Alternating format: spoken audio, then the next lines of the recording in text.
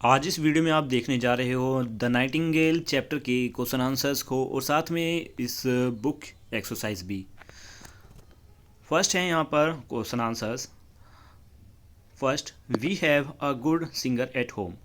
Question A, who said this word and to whom. ये word किसने किसको कही? तो ये लता मंगेशकर के पिता, जिन्हें वो बाबा कहकर पुकारती है, उन्होंने उनकी माँ से कही, लता मंगेशकर की माँ से। Question B, who is refer to as a good singer and why. किसको यहाँ पर गुड सिंगर कहा गया और क्यों? Lata Mangeshkar is refer to as a good singer because he sang the correct notes of raag Purnia Dhanashri perfectly even though she was not formally train at that time.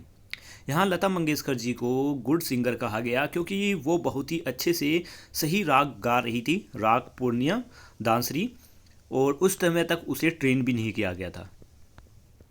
How old was the good singer then. उस समय ये singer कितनी उम्र की थी? लता मंगेशकर जी उस समय 5 साल की थी। What is the family background of the singer.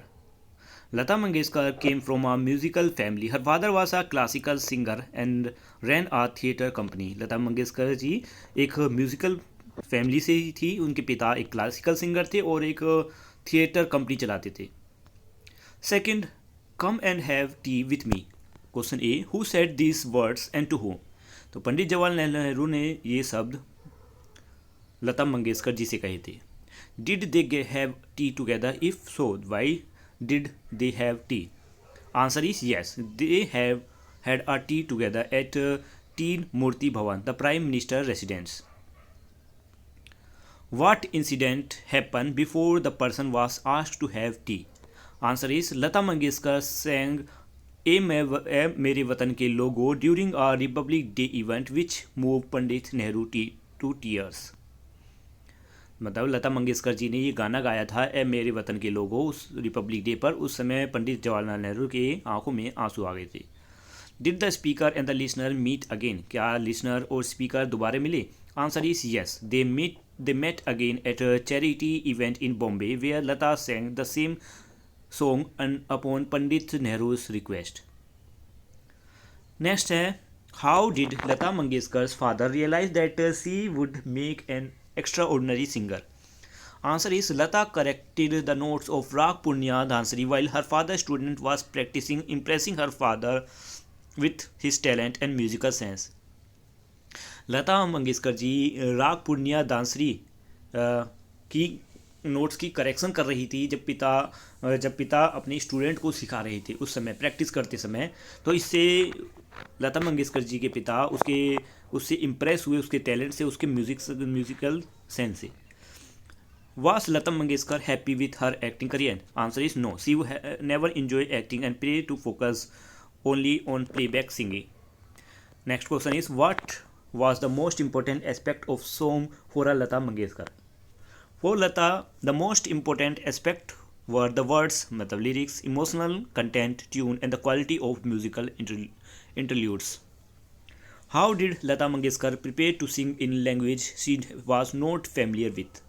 Answer is मतलब कि लता मंगेशकर उन गानों को कैसे गाती थी उन लैंग्वेजेस में जो लैंग्वेज उन्हें आती भी नहीं थी। Answer is she listened to a native speaker, pronounced the lyrics, wrote them phonetically in Hindi and then practiced the pronunciation carefully. वो उन लिरिक्स को सुनती थी, अपने पास एक ऐसे व्यक्ति को रखा जिसे लैंग्वेज आती हो, उसके लिरिक्स सुनती थी, उनको फिर अपने हिंदी में फोनेटिकली कन्वर्ट करती थी और फिर उन्हें प्रोनाउंस करके गाना गाती थी। What is special about song ए मेरे वतन के लोगों? The song moved the nation and Pandit Jawaharlal Nehru to tears when Lata sang it in 1963, make it an iconic patriotic song. Next है think and answer. Why does Nasreen Muni Kabir say that Lata Mangeshkar has unusual curiosity, a thirst for knowledge and determination to better herself? Answer is Lata effort to learn multiple language and perfect her pronunciation reflect her deep curiosity and determination to excel in her craft. Which quality have made Lata Mangeshkar so successful? Answer is her dedication, concentration and humility, love for learning, attention to detail and emotional depth in her singing made her extraordinarily successful. What do you think motivated Lata Mangeshkar to sing so many languages? Her desire to reach a wider audience, curiosity for language, and the influence of senior artists who inspire her to broaden her skills motivated her to sing in various languages. मतलब कि उनकी इच्छा कि उनकी जो आवाज़ है वो काफ़ी लोगों तक जाए, और उन्हें भाषा सीखने की भी क्यूरियोसिटी थी। इससे इंस्पायर होकर उन्होंने कई भाषाओं में गाने गाए। नेक्स्ट है word study. We match the column to understand what this professional do in a field of music. First है पब्लिसिस्ट। इसका आंसर होगा deal with media and public relation on behalf of music or a group band. Next है instrumentalist, play one or more music instrument. Next है voice over artist, use her his voice in radio, television, film theatre and other presentation. Lyricist, where rights words for a song. इसी तरीके से बाकी के answer हैं। इसके बाद आ जाते हैं पजल के आंसर। फर्स्ट में परफॉर्मेंस, नेक्स्ट में ऑर्केस्ट्रा, थर्ड में section, fourth contemporaries, fifth albums.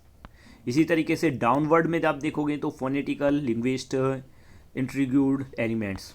आते हैं पंचुएशन मार्क्स पर। यहाँ पर आपको ये स्लैश लगानी है या हाइफन लगानी है, तो ये आंसर आपके सामने है।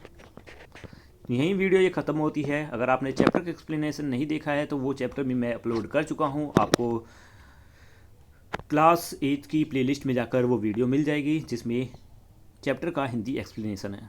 मिलते हैं नेक्स्ट वीडियो में। Bye bye.